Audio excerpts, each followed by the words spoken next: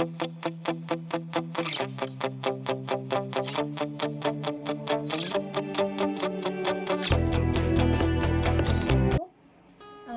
पहले तो सभी को यीशु मसीह के नाम में जय मसीह। मेरा नाम तराना प्रधान है और मैं सिलीगुड़ी के सालूगढ़ा स्थित राजखापरी वैकुंठपुर में रहती हूँ और मेरा एक छोटा सा परिवार है वहाँ पर। और अगर मेरे जीवन के बारे में मैं आपको बताऊँ तो एक कहानी बन जाएगा। उस कहानी को बताने के लिए शब्द ही कम पड़ जाएंगे, लेकिन फिर भी मैं आपको मेरे जीवन के बारे में और परमेश्वर ने जो भी मेरे जीवन में किया है उसके बारे में मैं आपको बताऊंगी। जैसे मैं पहले एक हिंदू परिवार में मैंने जन्म लिया है।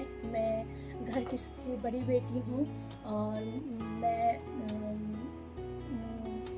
मेरे एक बहन है और मेरा एक भाई है और मैं घर में सबसे बड़ी हूँ। तो हम लोग बचपन से ही हम लोग ये सुन के आ रहे थे कि सभी धर्म एक है, सभी ईश्वर एक ही है और इसीलिए हम लोग सबसे ज़्यादा साईं बाबा को मानते थे और हम लोग बहुत पूजा पाठ करने वाले परिवार थे। और मैं आपको बताना चाहूँगी, मैं पहले से बताऊँगी तो बचपन से बताऊँगी तो लंबा हो जाएगा। मैं आपको मेरा जो गवाही है वो आपको मैं 2003 से बताऊँगी, क्योंकि 2003 से पहले हम दार्जिलिंग में रहते थे। दार्जिलिंग में लेबुंग करके एक जगह है और वहाँ पर हम लोग रहते थे, हमारे परिवार। और मेरे पापा आर्मी एक्स आर्मी है, कैप्टन रिटायरमेंट है और 2007 को वो रिटायरमेंट आए हैं। लेकिन 2003 को हमारी फैमिली ने डिसाइड किया कि हम लोग सिलीगुड़ी शिफ्ट हो जाएंगे, तो इसीलिए वो शिफ्ट हो गए। लेकिन 2003 में मैं दार्जिलिंग में एक स्कूल में कक्षा 10 में पढ़ती थी। मैं क्लास 10 में पढ़ती थी और मैं 15-16 साल की एक लड़की और मैं पहले से ही मुझे डांस करने का बहुत शौक था। तो इसीलिए हमारे दार्जिलिंग में एक डांस रियलिटी शो हुआ था और उस डांस रियलिटी शो में मैंने पार्टिसिपेट किया था। और वो रियलिटी शो में ऐसा था कि वहाँ पर ऑडिशन होते थे और जो अच्छे कंटेस्टेंट थे उन लोगों को हम लोग सेलेक्ट करते थे और उन लोग कलकत्ता में एक नामी इंस्टीट्यूट है जिनका नाम है पदातिक, और पदातिक में काम करने का मौका उन लोग देते थे और यहाँ से स्टूडेंट लोग ले जाते थे और जो डांस में अच्छे थे उन स्टूडेंट को, और उन लोग ले जाने के बाद उन लोग वहाँ पर प्लेसमेंट देते थे, हम लोग क्लास करवाते थे और सैलरी भी प्रोवाइड करते थे और नया नया फॉर्म के डांस भी वहाँ पर सीखने को मिलता था, जैसे ballet like salsa, contemporary, hip hop and etcetera. बहुत सारे और भी फॉर्म है डांस के और वो सब वहाँ पर करवाया जाता था। तो मैं 2003 को मैंने वो पार्टिसिपेट किया और मैं सेलेक्ट हो गई और मेरे अपने टीम के साथ, दार्जिलिंग की हमारी टीम है और वो टीम के साथ मैं कलकत्ता को रवाना होगी। और 2003 को मैं अपना क्लास 10 का एग्ज़ाम भी मैंने कंप्लीट नहीं दिया और बिना एग्ज़ाम दिए हुए मैं कलकत्ता को चली गई और वहाँ पर जाके मैं काम करना मैंने शुरू किया। और 2003 से 2005 तक 4 के अंतिम तक मैंने वहाँ पर काम किया। और 2004 को मेरे एक ब्रदर है, उन्होंने मुझे एडवाइस किया कि मेरा एजुकेशन अच्छा नहीं है और एजुकेशन अच्छा ना होने के कारण से मुझे सैलरी भी उतना नहीं मिलता था और मुझे थोड़ा फिजिकल कुछ प्रॉब्लम भी हो गया था। तो मेरे ब्रदर ने एडवाइस किया कि गो बैक टू होम, आप घर जाइए और उसके बाद अपने एजुकेशन को कंप्लीट कीजिए, और क्योंकि आप टैलेंटेड है तो बाद में एजुकेशन कंप्लीट करने के बाद आप फिर कलकत्ते में आइएगा, हम तो यहीं पर रहेंगे बोल के मेरे स्पिरिचुअल ब्रदर ने मुझे एडवाइस किया। और मेरे एक कज़न ब्रदर भी वहीं पर थे, पदातिक में ही मेरे साथ थे। तो वहाँ पर 2005 में, 2004 के लास्ट में, 5 के शुरू में मैं वापस सिलीगुड़ी में आ गई, क्योंकि मेरे पेरेंट्स लोग दार्जिलिंग से सिलीगुड़ी शिफ्ट हो चुके थे तब तक। और उसके बाद मैंने जब यहाँ पर स्कूल के लिए ट्राई किया तो फिर मुझे कोई स्कूल नहीं मिला, क्योंकि क्लास 10 का बोर्ड एग्ज़ाम के लिए क्लास 9 में ही जाना पड़ता है। तो फिर वहाँ पर मेरा एक फ्रेंड बन गई मेरे गांव में। तो वो मैंने सुना कि वो एक स्कूल पास के स्कूल में पढ़ती है, हाई स्कूल में, तो वहीं पर पढ़ना है। तो मैं वहीं पर वहीं पर गई और मैंने क्लास 9 में फिर से ज्वाइन कर लिया अपने फ्रेंड्स के साथ। तो फिर मैं जब अपने फ्रेंड्स के साथ मैं स्कूल ज्वाइन कर लिया और मैं अपने फ्रेंड्स के साथ स्कूल जाती थी, और साथ ही मैं अब डांस तो छूट चुका था, तो वापस आने के बाद मुझे कुछ ना कुछ तो करना था। तो मैं एक रिलीजियस पर्सन थी और मैं बचपन से, जब से मैं छोटी थी तब से ही मैं साईं बाबा के कीर्तन में और बाल विकास में जाया करती थी। और छोटे से मैंने बाल विकास का शिक्षा लिया हुआ बेटी हूँ मैं।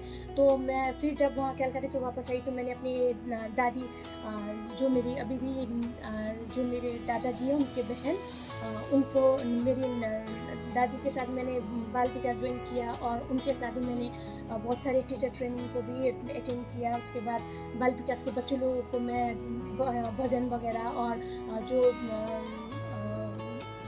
प्रार्थना होता था सुबह और शाम करने वाला, साई समिति के लोग करवाते हैं, वो सब मैं करवाना मैंने शुरू किया। और मैं 2005 से मैं स्कूल भी जाती थी, क्लास 9 में पढ़ती थी। और उसके बाद मैं यहाँ पर साई समिति के लोगों के साथ भी इन्वॉल्व थी और साई के कीर्तन में बहुत मैं चलती थी। तो मैं चल के वैसे ही मैंने क्लास 9 को 2005 में मैंने क्लास 9 मैंने पास किया। उसके बाद में 2006 में मैंने क्लास 10 में गई मैं। और उसके बाद क्लास 10 में जाने के बाद तब मैं ये एक साल 2005 और 6 के बीच में मैं इतना रिलीजियस हो गई थी। मैं बहुत पूजा पाठ करती थी मैं, क्योंकि मुझे पूजा पाठ करना, मुझे व्रत रखना, मुझे वो करना बहुत पसंद था। तो मैंने 2006 को मैं अपनी दादी लोगों के साथ कीर्तन में जाती थी, इधर उधर करती थी। लेकिन 2006 को क्या हुआ कि अचानक से मुझे ऐसा फील होने लगा कि मेरा शरीर थोड़ा सुस्त होने लगा, मैं बीमार पड़ने लगी। उसके बाद फिर मेरा बीमार होने के कारण मेरा क्लास 10 का एग्ज़ाम बिगड़ गया, मैं फेल हो गई। 2006 को क्लास 10 का फेल हो गई। तो फिर उसके बाद स्कूल से क्लास 10 को 2006 में फेल हो गई। तो फिर अब मैं रेगुलर स्कूल नहीं जा सकती थी, और लेकिन मैं माध्यमिक घर से ही दे सकती थी हर साल। तो फिर मैंने 2007 को भी अटेम्प्ट किया क्लास 10 का एग्ज़ाम देने के लिए। तो फिर उसके बाद 2006 को फेल हो गई। उसके बाद 2007 को भी अटेम्प्ट किया, उसके बाद 2007 को भी मैं फेल हो गई। अब रह गया 3 बार मैं फेल हो गई क्लास 10 में। तो उसके बाद मुझे पढ़ने का मन ही नहीं किया, मैंने बोला कि नहीं, मैं अभी नहीं पढ़ूंगी अब।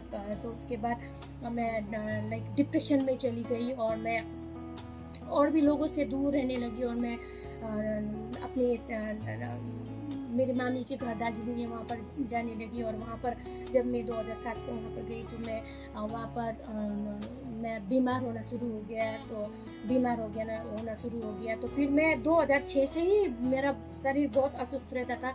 जब मैं पूजा पाठ करती थी तो मैं कांपना शुरू कर देती थी, इस तरीके का चीज़ होता था। लेकिन 2007 को मैं वहाँ पर गई मेरी चाची के घर में। तो वहाँ पर जाके एक बार उनके घर के नीचे कुछ रिचुअल्स हो रहे थे, कुछ पूजा पाठ हो रहा था। तो फिर मैं वहाँ पर गई। तो वहाँ पर उस दिन में बहुत ज़्यादा कांपी, इतना कांपी कि मैं पूरा वीक हो गई थी और मैं वहीं पर गिर गई। उसके बाद फिर मैं घर वापस आई। उसके बाद मेरी चाची ने बोला कि कल तो आप ऐसे किया, बहुत काफ़ी है, तो अभी आप ऐसे कीजिए, आप घर जाइए। फिर मैं दार्जिलिंग से 2007 में डिप्रेशन के कारण मैं अपनी मामी के घर गई थी। फिर 2007 में मैं वापस आ गई। फिर मैं वापस घर में आ गई। उसके बाद मैं कंटिन्यू घर में आने के बाद मैं कंटिन्यू कांपना शुरू की। और मेरे मम्मी बहुत सारे लोगों के साथ उन्होंने कंसल्ट किया और पंडित के पास लेके गए। और हमारे नेपाली में धामी जाकरी बोलते बहुत सारे ये मंक्स के टेम्पल में भी, बुद्धिस्ट के टेम्पल में जाके दिया चला के कोई को तो मेरा कपड़ा भेज दिया और झाड़ फूँक करने के लिए, वो करने के लिए उन्होंने दे दिया। फिर भी ठीक नहीं हो रहा था। लेकिन ऐसा हो गया कि 2007 को एक टर्निंग पॉइंट क्या आया कि इतना लाइक विद इन 6 मंथ मेरा कंडीशन इतना ख़राब हो चुका था कि मेरा मुँह से लाइक ब्लड आना शुरू हो गया था। और जब मैं काँपती थी तो मेरे मुंह से ब्लड आना शुरू होता था। उसका ब्लड आते आते मैं काँप के ब्लड मेरा मुंह से, कान से, नाक से ब्लड निकलता था। और ब्लड भी ऐसा निकलता था कि पूरा ब्लड निकलता था और पूरा वो ब्लड जम जाता था और इतना बड़ा बन जाता था। और मेरे को आज भी मालूम है कि मेरा मम्मी एक टावल, रेड कलर का टावल है, अभी भी है मेरे घर में, वो टावल वो देती थी। और उस टावल के ऊपर मैं वॉमिट करती थी और वॉमिट में सिर्फ खून आता था, कुछ भी पानी वानी कुछ नहीं, सिर्फ खून निकलता था। तो इस तरीके से मेरे पेरेंट्स ने बोला कि अभी ये झाड़ फूँक करने से तो नहीं होगा, तो अभी हम इसको डॉक्टर के पास लेके जाएंगे। तो फिर डॉक्टर ये हमारे आर्मी हॉस्पिटल है बागडोगरा, वहाँ पर लेके गए और वहाँ पर 2 रात मेरे को वहीं पर रखा। और 2 रात रखने के बाद उन्होंने अपना ब्लड टेस्ट किया और सब टेस्टिंग करने के बाद उन्होंने बताया कि आपका बेटी का तो पूरा ब्लीडिंग हो रहा है कंटिन्यू। जितना मैं रात वहाँ पर रही उतना 2 दिन ही लाइक 24/7 नहीं, लाइक 24 आवर्स ही बोलिए कि मैं ब्लीडिंग वो कर रही थी, वॉमिट में कर ब्लीडिंग निकल रहा था। तो ये तो अभी नहीं बचेगी, तो आप इसको उन लोगों को घर ले जाइए बोल के बोला। फिर वहाँ पर मेरे पेरेंट्स ने बोला कि नहीं, आप अगर हो सकता है तो आप सिविल में रेफ़र कर दीजिएगा। सिविल में तो केबिन मिलेगा और सिविल में आप मैं लेके जाऊँगी, हम लोग को और कोशिश करेंगे। तो फिर वहाँ से मुझे रेफ़र कर दिया आनंद लोक में। उसके बाद आनंद लोक में आने के बाद मैं वहाँ पर बीमार थी। तो मेरी जो हिस्ट्री टीचर है, मेरे जो जिस स्कूल में मैं पढ़ती थी सालूगढ़ हाई स्कूल, वहाँ की एक हिस्ट्री टीचर क्रिश्चियन है। तो उन्होंने स्कूल में पता चला कि मैं बीमार हूँ और आईसीयू में है आनंद लोक में। तो उन्होंने अपने घर में जाके अपनी फैमिली को और अपने ब्रदर, जो हमारे ब्रदर दीपक है, मार्टिन बोलते हैं हम लोग, और उनको प्रेयर रिक्वेस्ट दिया। और उन्होंने उनके बाद उनके साथ ही हमारी अभी रिसेंट पास्टर रेचल जो है वो काम करती थी मिशनरी स्कूल में, वो पढ़ाती थी, एक टीचर थी। तो फिर उनको बताया, प्रेयर रिक्वेस्ट दिया। तो फिर वो और हमारी सिस्टर नीतू है, उन लोगों की एक टीम है, प्रेयर टीम है, और एक प्रेयर टीम पास्टर रेचल और सिस्टर नीतू और ब्रदर मार्टिन मिल के सब लोग, उन लोग 40 डेज़ का उन लोग फास्टिंग में रह के उन लोगों ने मेरे लिए प्रार्थना किया। उसके बाद हमारे पास्टर रेचल को प्रभु ने अगुवाई किया कि तुम जाओ और इस बहन के लिए प्रार्थना करो। तो पास्टर रेचल मेरे को अस्पताल में मिलने के लिए आई और 2007 में, और हॉस्पिटल में मिलने के लिए आई। तो उन्होंने मुझे प्रार्थना किया। सब लोग मेरे परिवार के और मेरे संतान जो मेरी मम्मी के तरफ से है, सब लोग मेरे को, गांव के लोग सब लोग मेरे को मिलने के लिए आए, मेरे फ्रेंड्स वगैरह सब लोग मिलने के लिए आए। और 2007 को हमारी दीदी रेचल भी आई और रेचल दीदी ने मुझे प्रार्थना कर दिया। और उन्होंने बोला कि छोटा सा बाइबल दिया था, बोला कि बहन अगर आपको कुछ प्रॉब्लम हुए तो आप बाइबल पढ़िएगा और नहीं तो बाइबल को लेके सोइएगा, ठीक है, और प्रभु आपके साथ है बोल के उन्होंने प्रार्थना करके उन लोग चले गए। और जब वो लोग चले गए और मैं जब आनंद लोक में आई तो मैं थोड़ी देर के लिए अच्छी होती थी। फिर उसके बाद मैं वही कांपना शुरू, फिर वही वॉमिट स्टार्ट वो हो जाता था। तो क्या हो गया कि जिस दिन होती थी प्रेयर करके चले गई, तो उस रात को मैं नहीं कांपी, रात को नहीं कांपी। उसके बाद कल उसके जो अगले दिन सुबह थी, उस दिन मैं फिर कांपना शुरू कर दी। तो मैंने मेरे माँ को बोला कि वो बाइबल जो है मेरे को दीजिए। वो तकिया में रखे मैं तकिया के नीचे रखे मैं सो गई। तो मैं सो गई और जब मैं तकिया के नीचे उस बाइबल को रखती थी तो मैं नहीं कांपती थी और ब्लीडिंग भी वॉमिट नहीं करती थी। उसके बाद में जब फिर लाइक हम लोग तो लाइक हिंदू है ना, लाइक बॉर्न हिंदू है। ऐसा नहीं है कि मैंने बचपन से ही मैंने प्रभु के बारे में नहीं सुना है और वो मेरे को कुछ भी नहीं पता है। तो जो मेरे बचपन से जो मैंने सीखा है वही करना पड़ता है ना। तो फिर इसीलिए वहाँ से मैं बाइबल को मैंने हटा दिया क्योंकि मैं कांपना बंद करती थी। तो उसके बाद फिर बेड मिलाते समय बाइबल को साइड कर दिया। उसके बाद फिर फ्रूट्स वगैरह अच्छे तरीके से क्योंकि कांपना बंद कर दिया था तो फ्रूट्स वगैरह अच्छी तरीके से खाना शुरू कर दिया मैंने। और उसके बाद हाँ, फ्रूट वगैरह खाना बंद कर दिया मैंने, तो खाना शुरू कर दिया। फिर बाइबल जब मैंने अलग से रख दिया तो फिर उस रात को फिर मैं कांपी। तो ऐसा ही होता रहा है कि जब मैं बाइबल को रखती थी और मैं नहीं कांपती थी, मैं अच्छी तरीके से उस रात सोती थी। और जिस दिन मैं उसको थोड़ा निगलेक्ट करके कहीं पर रख देती थी तो मैं फिर से कांपना शुरू कर देती थी। तो मैं ऐसा हो गई थी कि मैं जब भी मैं कांपती थी तो मैं हमेशा ये बोलती थी कि हमारे बहुत सारे देवी देवता हैं। तो मैं हर एक ईश्वर को, हर एक भगवान को मैं बुलाती थी और हर एक का नाम को, मैं गणेश जी के भक्ति थी, मैं गणेश जी को बहुत मानती थी और मैं शिव जी को भी मानती थी। उसके बाद मैं राम जी को भी बहुत मानती थी। उसके बाद हनुमान जी को भी मानती थी। तो फिर उन लोगों में मैं जब बीमार होती थी तो मेरा शरीर तो कांपता रहता था, खून निकलता था, लेकिन मेरा मन में मैं अपने भगवान को, जितने भी मेरे भगवान है, हर एक भगवान को मैं नाम ले के हर एक भगवान को मैं बुलाती थी कि आप आ जाइए, मुझे बचा लीजिए, मुझे और पढ़ना है, मुझे मेरे परिवार के लिए कुछ करना है, मुझे मेरे जीवन में ओके, मैं रोती भी थी और काँपती भी थी और वॉमिट भी करती थी। ये कंडीशन हो गया था कि जैसे लगता था कि मेरे अंदर एक शैतान घुस के आ गया है। तो ना कोई पंडित, ना कोई तांत्रिक, ना कोई बिचुआ, कोई भी, सब लोगों, मेरे माँ और पिताजी ने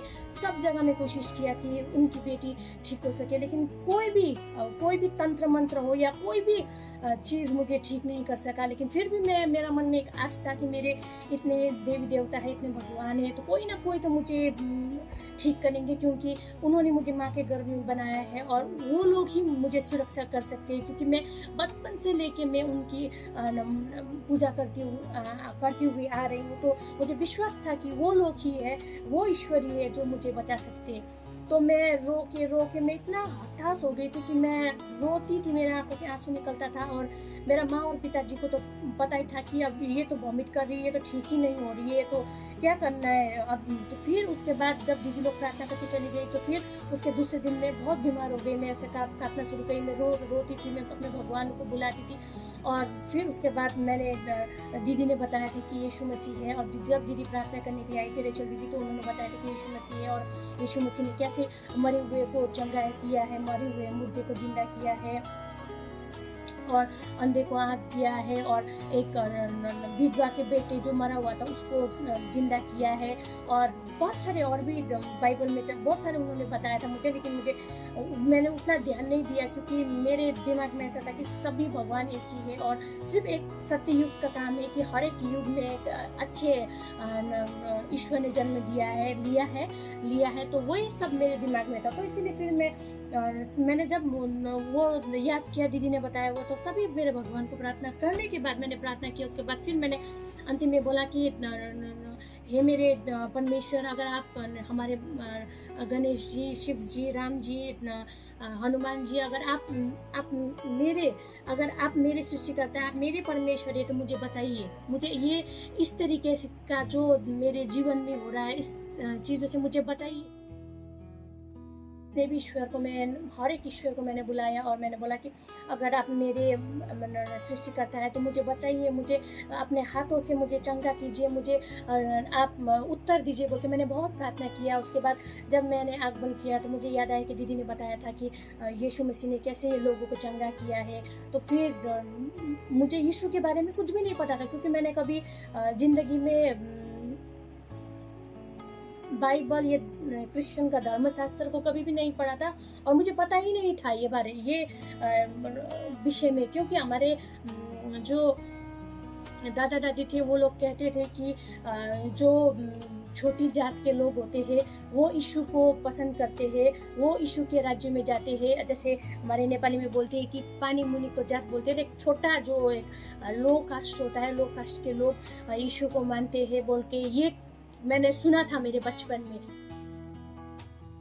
बोल के मैंने बहुत प्रार्थना किया और मेरे सारे देवी देवताओं को, गणेश जी को, शिव जी को, राम जी को, हनुमान जी को, मैंने हर एक को मैंने प्रार्थना करते हुए जो अभी तक मैं भूल गई हूँ।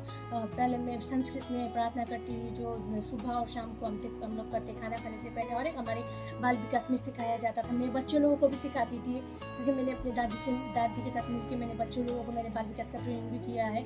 तो उसके बाद मैं वो प्रार्थना कर रही थी, मैं अपने भगवान को पुकार रही थी। लेकिन जब मैं रो के आंख बंद कर रही थी तो मुझे दीदी ने बताया, वो चीज़ याद आ रहा था। तो मैंने बोला कि जो यीशु है, जो ईसाई लोगों के परमेश्वर है, आप अगर सच्चे हैं तो मुझे मेरे जीवन को, आप अगर सच्चे आप परमेश्वर, तो मेरे जीवन को बचाइए।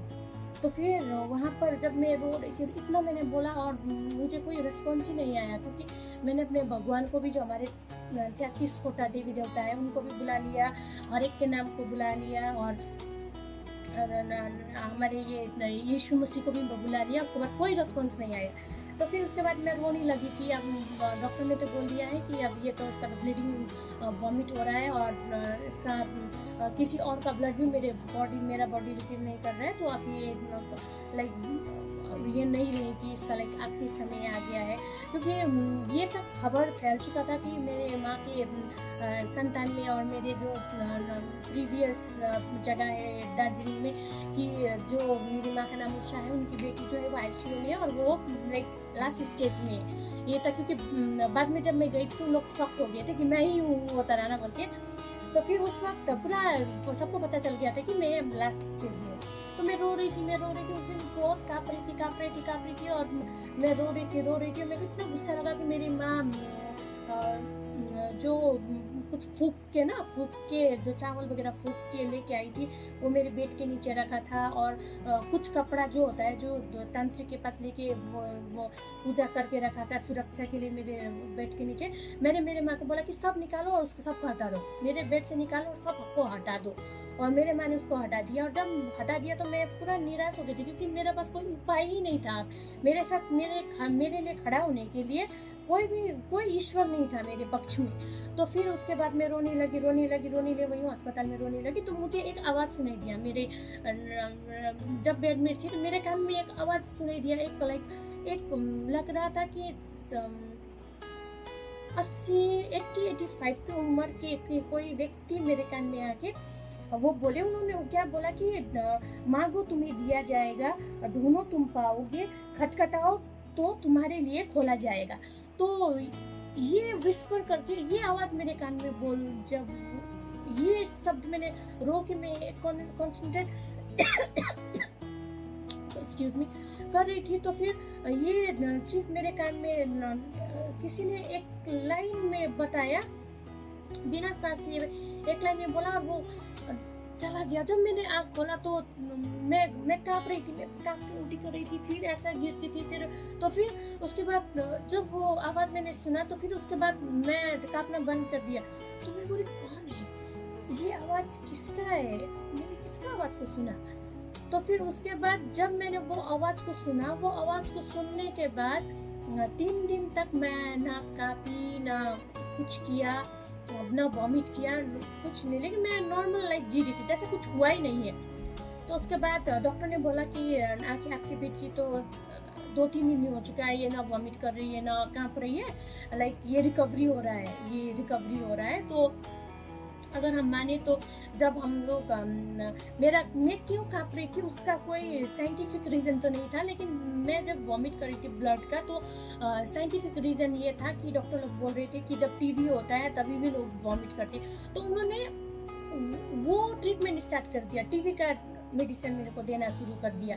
तो चलो ठीक है, तो मेरी मम्मी ने बोला कि चलो ठीक है, अगर आप क्योंकि टीबी में भी अंदर तो वो लंग्स वगैरह वो हो जाता है ना, इफेक्ट हो जाता है ना, तो फिर उसका ट्रीटमेंट करने से जो उसका अंदर से उनका वो रिकवरी हो जाएगा, उस हिसाब से वो मेडिसिन स्टार्ट कर दिया। उसके बाद 3 दिन बाद मैं घर वापस आ गई। उसके बाद घर वापस आने के बाद फिर मैंने आपको पहले बताया कि मैंने जन्म हिंदू में लिया है। मेरे दादा दादी, मेरे परदादी दादा सब लोग लाइक हिंदू ही थे।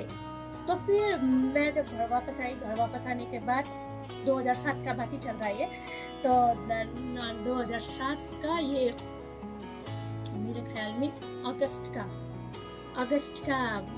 वो है, अगस्त सितंबर का वो बात है। तो फिर वापस आने के बाद मैंने मेरे माँ को बोला कि अगर मैं अभी तो मैं ठीक होके वापस आ गई हूँ, तो अभी हम ऐसे करते एक पंडित को बुलाती और घर में एक शांति ग्रह को पूजा रखते।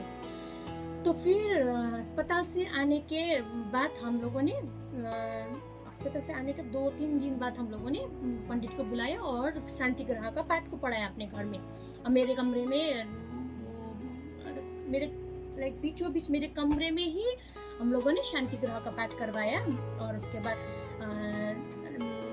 सिस्टर रेचल ने मुझे उस दिन फ़ोन किया और बोला कि बहन आप कैसी है, आप ठीक है, हम लोग आपको 40 डेज फास्टिंग में हम लोग बैठे हैं और आपको प्रार्थना में याद कर रहे हैं बोल के बोला। तो मैंने बोला ठीक है, धन्यवाद, आपने हम मेरे लिए प्रार्थना कर दिया। तो फिर उसके बाद दीदी ने बोला कि क्योंकि रेचल दीदी जो है वो पहले से ही एक मिशनरी स्कूल में पढ़ाती थी, और उसके बाद स्कूल के बाद भी वो एक जगह है शिवनगर, जिस जगह में अभी हम सेवा कार्य कर रहे हैं, उस जगह में दीदी हाउस विजिटिंग के लिए जाती थी, क्योंकि वहाँ के स्टूडेंट दीदी के स्कूल में पढ़ते थे। तो आफ्टर स्कूल स्टूडेंट के साथ ही वो अपने उन लोगों के गांव में जाती थी मिनिस्ट्री करने के लिए। तो फिर उन्होंने बोला कि मैं जो शिवनगर है वहाँ के कुछ बच्चे लोगों को लेकर मैं पिकनिक में जा रही हूँ, क्या आप फ्री है? तो मैंने बोला कि नहीं मैं नहीं जा सकती, आप लोग जाइएगा, मेरा घर में शांति ग्रह का पूजा है। तो फिर शांति ग्रह का पाठ रखा है। तो दीदी ने बोला कि ठीक है, तो फिर फ़ोन रख दिया। उसके बाद शांति ग्रह का पाठ रखा और शांति ग्रह का पाठ जैसे ख़त्म हुआ और ख़त्म होने के बाद पंडित लोग गए, करीब 2:30 के करीब ख़त्म हो गया। ख़त्म होने के चले गए और शाम को मैं मत बोले मैं इतना काँपी कि जैसे मेरा बेड ही उछलना शुरू हो गया था। इतना ज़ोर ज़ोर से मैं पगली की तरह का चिल्ला रही थी और मैं काँप रही थी। और मेरा माँ और पिताजी ने मुझे दरवाज़ा बंद करके मेरे रूम में ही मुझे रख दिया था, क्योंकि मैं उस वक्त मैं ब्लीडिंग तो नहीं कर रही थी, लेकिन मैं काँप रही थी और ऐसा काँप रही थी कि कोई मुझे पकड़ के मुझे पूरा उठा रहा हो। इस तरीके से मैं काँप रही थी। मैं ज़मीन से इतना ऊपर में बेड को लेके ही उछल रही थी। तो फिर मैं इतना रोई और मेरे पेरेंट्स भी कुछ नहीं कर पाए, क्योंकि उन्होंने सोचा था कि मैं ठीक हो गई हूँ और मैं घर वापस आ गई हूँ। तो फिर उसके बाद जैसे मैंने वहाँ पर अपने घर में आया और 2-3 दिन हुआ था, फिर मेरा बीमारी शुरू हो गया। तो ऑब्वियसली मेरे हर एक के पेरेंट्स होते हैं कि उन लोग टॉपिक हो चुके थे। तो उन्होंने मुझे दरवाज़ा बंद करके रख दिया वहाँ पर और कमरे में बंद करके रख दिया। उसके बाद अब किसको फ़ोन करना, तो फिर रेचल दीदी को फ़ोन किया। मेरी मम्मी ने बोला कि बेटी आप लोग प्रार्थना याद कर दीजिएगा, कराने का फिर से ऐसा हो गया है।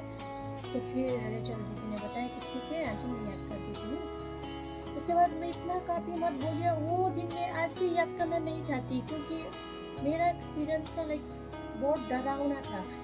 वो दिन में इतना काफ़ी कि लगभग 3-4 घंटा में काफ़ी हो गई।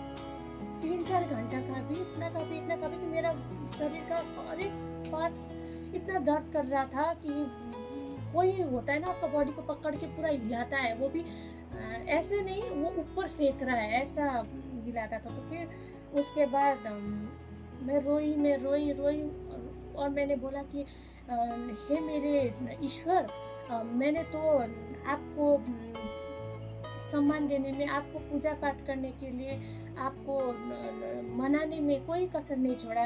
मैं अस्पताल से आने के बाद भी मैंने पूजा पाठ किया, शनि ग्रह का मैंने पूजा रखवाया, शांति ग्रह का पाठ रखवाया मेरे घर में। तो अब क्यों मेरे साथ ऐसा हो रहा है? मेरा मन में प्रश्न आना शुरू हुआ। तो मैंने बोला कि हे मेरे भगवान, तुम ऐसा क्यों किए? गणेश जी आप ऐसा क्यों किया? आपने सारा सृष्टि को बनाया है। हे ब्रह्मा जी आपने सारा ब्रह्मांड को बनाया, आपने मुझे भी बनाया, तो आपने ऐसा क्यों किया मेरे साथ? क्या आप मेरा प्रार्थना को नहीं सुन रहे हैं क्या? मैं आपको इतना दिन से प्रार्थना कर रही हूँ, मुझे इतनी, मैं छोटी लड़की हूँ, मैं कैसे मैं ऐसा काँप रही हूँ, मैं क्यों ऐसा मेरे बॉडी के साथ क्यों ऐसा हो रहा है? मुझे सुरक्षा कीजिए बोल के मैं प्रार्थना कर रही थी। तब उसके बाद फिर कितना 2-3 घंटे तक मैंने वैसे प्रार्थना किया अपने भगवान को, कोई रिस्पॉन्स, कोई कुछ भी नहीं। तो उसके बाद फिर मैंने अंतिम में बोला कि हे मेरे भगवान, अगर तुम सच्चे हो तो आज मुझे ठीक करके दिखाओ। अगर आप मुझे ठीक करते हो आज, तो सचमुच मैं बोल रही हूँ कि मेरा जीवन भर, मेरा जिंदगी भर, मेरा दादा दादी ने मेरा ही इतना बचपन से लेके मैं आज 16-17 साल की हो गई हूँ, मैं इतना उम्र तक मैं आपको पूजा कर रही हूँ, मैं आपको अपने हृदय का परमेश्वर बना रही हूँ, मेरा भगवान आप है। तो फिर आप मुझे अगर चंगा करना चाहते हैं मुझे अभी कीजिए, अभी मुझे चंगा कीजिए बोल के, नहीं तो मुझे मार डालिए, नहीं तो मुझे चंगा कीजिए। मैंने ये चैलेंज बोला। उसके बाद मैं रो रही हूँ क्योंकि अब वो बहुत बोलने के बाद भी कोई रिस्पॉन्स ही नहीं आया, कुछ भी नहीं हुआ। तो मैं फिर काँप रही हूँ। तो फिर मैंने बोला कि ठीक है कि यीशु जो बाइबल का ईसाई लोगों का परमेश्वर है, यीशु अगर आप सच्चे परमेश्वर है तो मुझे चंगा करके दिखाइए। अगर आप मुझे चंगा करते हैं तो मैं मान जाऊंगी कि आप सच्चे परमेश्वर हैं बोल के जब मैंने ये बोला, तो फिर ऐसे जैसे मैंने बोलने का खत्म किया, फिर मेरे कान में एक, जैसे अस्पताल में एक आवाज आया था वैसे ही एक आवाज मेरे कान में आके बोला, धोखा ना खाओ, परमेश्वर ठट्टा में नहीं उड़ाया जाता, क्योंकि मनुष्य जो कुछ बोता है वही काटता है। ये बोल के मैं कांपना मैंने बंद किया। उसके बाद जैसे ये आवाज मेरे कान में आके ये लाइन सेंटेंस खत्म हुआ, मैं कांपना बंद हो गई। जैसे होता है ना, आपको करंट लग रहा है तो अचानक से आपका प्लग निकाल देते तो करंट बंद हो जाता है ना, तो वैसा हो गया। कौन मेरे साथ बोला? फिर मैंने बोला अगर सचमुच मैंने तो अभी लास्ट में तो किसको प्रार्थना किया था? यीशु को किया था। अब मैंने बोला अब ये किसका आवाज़ है मुझे नहीं पता है, क्योंकि मैं बचपन से मैं 33 देवी देवता को मान रही हूँ। मैंने 33 देवी देवता को प्रार्थना किया और मैंने यीशु को भी किया। कौन बोल रहा है मेरे को नहीं मालूम। लेकिन अगर सपोज ये यीशु आपका आवाज़ है तो मुझे आप ऐसा कीजिए कि मुझे आज से मैं पूजा पाठ भी नहीं करूँगी, कुछ भी नहीं करूँगी, लेकिन अगर मैं एक बार भी मैं कांपी, अगर मेरा शरीर से मैं कांपी तो फिर मैं सोचूंगी कि आप भी और हमारे भगवान जैसे ही है, सब जैसे कि जो रिप्लाई नहीं देते वैसे ही है। लेकिन आज से लेकर जब तक जितना लंबा अगर आप ले जाएंगे मुझे, अगर आप यीशु जीवित है तो आप मुझे कांपने से मुझे बचाइए। मैं आज से कांपने के लिए बंद होना चाहिए, मेरा कांपना आज से बंद होना चाहिए बोल के मैंने बस इतना ही बोला। और मैंने बोला कि आज से मैं पूजा पाठ नहीं करूंगी, मैं सिर्फ चर्च में जाऊंगी और मैं देखूंगी कि ये यीशु कौन है। क्योंकि मैंने जब लास्ट में यीशु बोल के प्रार्थना किया था तब मेरा कांपना बंद हुआ था। तो मेरा मन में एक वो हो गया कि डाउट रह गया कि हाँ ये यीशु का, क्योंकि मैंने ना 3 घंटे तक अपने भगवान का नाम लिया, कुछ हलचल नहीं, कुछ नहीं। तो मैंने यीशु का नाम लेते हुए कुछ समय हुआ था कि मेरा कांपना बंद हुआ और एक आवाज मेरे कान में आई। तो फिर मैंने बोला कि ठीक है। तो वो उसके बाद ठीक हो गई। तो मेरे पेरेंट्स आ गए तो क्या हुआ? तो मैंने बोला कि नहीं कुछ नहीं, ठीक हो गई। तो उसके बाद कंटिन्यू मैंने मेरे माँ को अगली सुबह मैंने बोला कि अभी मैं आज से पूजा पाठ नहीं करूँगी, आपको करना है आप लोग कीजिए, मैं आपको मना ही नहीं करूँगी, लेकिन मैं पूजा पाठ नहीं करूँगी और मैं हर संडे को मैं चर्च जाया करूँगी। तो फिर उसके बाद मैंने वो रेचल दीदी को घर में बुलाया और रेचल दीदी ने मुझे बताया कि आप संडे को आइए। मैंने 2007 में जब मैं चर्च में गई तो वहाँ पर उन्होंने बताया कि आपको यीशु मसीह को ग्रहण करना है और ग्रहण करने के बाद आप क्रिश्चियन नहीं बन जाओगे। क्योंकि मेरे मन में एक था कि मैंने जन्म हिंदू में लिया है, तो मैं जब मरूंगी तो मैं हिंदू में ही मरूंगी, मैं कोई दूसरा धर्म में नहीं जाऊंगी बोल के। तो फिर 2007 से मैं चर्च जाना शुरू किया। मैंने जो पास्टर रेचल एलन है वो काठमांडू में टीचिंग करती थी और वहाँ पर काठमांडू में अपने टीचिंग करियर को कर रही थी और उन्हें एक मिशनरी स्कूल से, सिलीगुड़ी मिशनरी स्कूल से ऑफर आया टीचिंग के लिए। तो वो काठमांडू का स्कूल को छोड़ के वो सिलीगुड़ी में आई थी। तो फिर वहाँ पर पास्टर रेचल दीदी जो है, रेचल दीदी मुझे प्रभु में अगुवाई कर रही थी। तो फिर रेचल दीदी ने बोला कि मैं जो स्थानीय चर्च जा रही हूँ अभी फ़िलहाल, वो अभी नया चर्च है, मैं उनको मदद कर रही हूँ, तो आप मेरे साथ वहीं पर उसी चर्च में चलिएगा, क्योंकि आप भी वहाँ पर जाके देखिएगा कि यूथ लोग, एक जवान लोग परमेश्वर में आना कितना ज़रूरी है। तो उन्होंने वो बोल के मुझे एक स्थानीय पास्टर मदन राय है, वो चंपासिरी मोड़ में, उनका चर्च अभी भी नया नहीं खुला था तब। तो फिर वो मुझे वहाँ पर लेके गई। तो 2007 से मैंने जाना शुरू किया और 2008 भी ऐसे ही मेरे 2008 में मैं कभी भी नहीं काफी। तो 2009 में भी नहीं, लाइक कंटिन्यू हो गया कि 2009 तक। 2009 में फिर उसके बाद क्या हो गया, वो 2007 का बात है कि मैंने प्रभु को ग्रहण किया 2007 में और मैंने चर्च जाना शुरू किया 2007 में। लेकिन मैंने बपतिस्मा नहीं लिया क्योंकि मुझे लगता था कि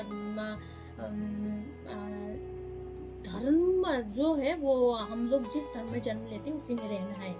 तो फिर 2007 में चर्च जाना शुरू की, 2007-8 में। उसके बाद मैंने चर्च में जाने के बाद मैंने जो ईसाई लोगों का धर्म ग्रंथ है, क्योंकि मेरे को पहले से ही धर्म ग्रंथ पढ़ने का मुझे बहुत इच्छुक होता था। क्योंकि जब मैं हिंदू में थी तभी भी मैं लाइक महाभारत, रामायण और ये वेद, ये सब मैं पढ़ती रहती थी। तो ये बुक्स वगैरह जो होता है हिंदू लोगों का धर्म ग्रंथ का बुक मेरे पास बहुत सारा था।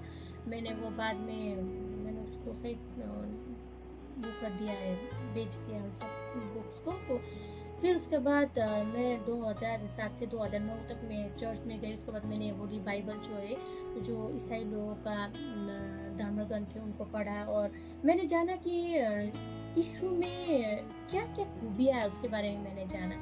उसके बाद 2009 का बात है कि एक पास्टर आए थे हमारे कलीसिया में। तो जब पास्टर वो कलीसिया में आए थे तो फिर 2009 का जून जुलाई का बात है, उन्होंने बताया कि आप लोग वो चर्च में बोला जाता है कि आप लोग सब लोग अपने अपने धर्म ग्रंथ को खोलिए और इतना को वचन पढ़िए बोल के लोग बोलते। तो उस वक्त मैं वो पास्टर को इतना तो नहीं पहचानती, शायद अभी भी मुझे नाम नहीं पता उनका। तो उन्होंने बोला कि आप अपना बाइबल को खोलिए और मत्ती 7 को पढ़ के सुनाइए। तो मुझे तो पढ़ने में बहुत वो था, तो मैं बाइबल भी सबसे जल्दी खोल लेती थी और सबसे ज़्यादा जल्दी पढ़ लेती थी चर्च में। तो मुझे नहीं पता था कि वो मत्ती 7 में क्या लिखा है। तो अचानक से, क्योंकि बाइबल तो बहुत मोटा है और पुराना नियम है, नया नियम है, उसको पढ़ने में बहुत समय लग जाता है। तो मैं झट से मैंने मत्ती 7 को खोल के पढ़ा। तो मैंने पाया वहाँ पर कि मांगो तुम्हें दिया जाएगा, ढूंढो तुम पाओगे, खटखटाओ तुम्हारे लिए खोला जाएगा। और जब मैंने वो पढ़ा तो पास्टर ने बोला आमीन, बैठ जाइए। मैं बैठ गई तो लगभग 15 मिनट तक मैं कोमा में चली गई जैसे हो गया, क्योंकि जब मैंने वो पढ़ा तो वो मुझे याद आया कि अस्पताल के बेड में मैंने यही वचन तो है जो मैंने अपने कान में सुना था। और मैं 15 मिनट बाद मैंने अपनी आंखों को बंद किया। उसके बाद मैं रोती गई और रेचल दीदी पास में बैठी, दीदी बोल रही कि क्यों रो रही हो, लेकिन मुझे पता था कि मैं क्यों रो रही हूँ। अब मुझे पता चल गया कि जो मेरे साथ अस्पताल में बोली थी वो जीवित परमेश्वर मेरे साथ बोली थी। जब मुझे वो पता चला कि मेरे गूज़बम्प निकल गए थे, मेरे पूरा शरीर में पूरा मेरे को ठंड लगा जैसा हो रहा था। उसके बाद मैं रोती गई। मैं प्रभु को धन्यवाद भी देती गई, क्योंकि मैं उत्पत्ति का किताब पढ़ चुकी थी। मैं उत्पत्ति पढ़ रही थी कि प्रभु ने संसार को कैसे सृष्टि किया और हव्वा और आदम ने कैसे पाप किया, और उसके बाद उनके जो बेटे हुए, उसके बाद उनके बेटे में भी जो ग्रहण था, बलिदान का ग्रहण, वो कईन और आबेल का बलिदान था, तो उसमें भी क्यों वो बलिदान परमेश्वर ने एक का स्वीकार किया और एक का नहीं किया। वो सब मैं पढ़ रही थी और मूसा के बारे में सब पढ़ रही थी। तो मुझे पता चला कि सचमुच में परमेश्वर बहुत महान है। और उसके बाद फिर भी एक कंफर्मेशन होता है ना कि एक वो आवाज़ तो मुझे पता चल गया, लेकिन दूसरा आवाज़ जो था वो भी अब बाइबल में ही मुझे मिलेगा। मुझे पता चल गया कि अब वो भी बाइबल में ही मिलेगा। जो आवाज़ मैंने घर में सुना था, मेरे बीमारी के टाइम में मुझे बोला गया था, तो वो भी आवाज़ भी परमेश्वर ही है, क्योंकि वो सेम इंसान एक ही आवाज़ में मुझे बोला गया था। तो फिर से मैंने बाइबल को टटोलना शुरू किया। तो उसके बाद 2009